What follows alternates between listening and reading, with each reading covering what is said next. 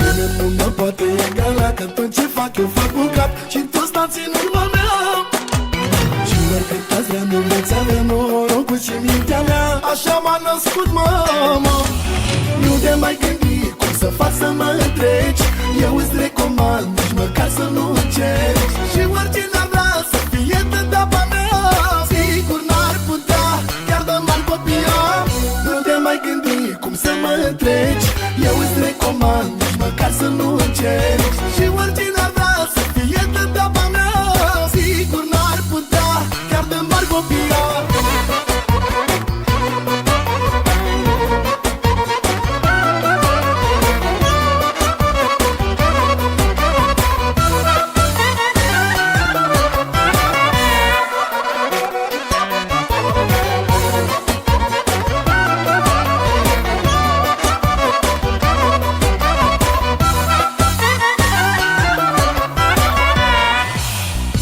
Tu pe oameni să mă priviți doar pe mine mă vorbiți, mereu faceți vorba mea.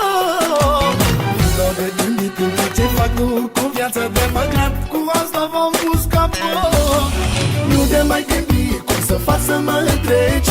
Eu îți recomand, nici măcar să nu încerci. Și oricine ar vrea să fie tătapa mea, sigur n-ar putea, chiar de mari copia. Nu te mai gândi cum să mă întreci.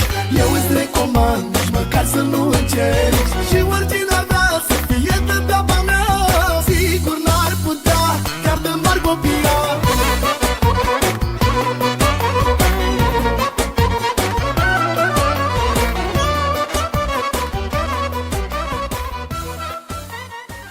Ce spune? Te sună cunoscut? Grupul ce?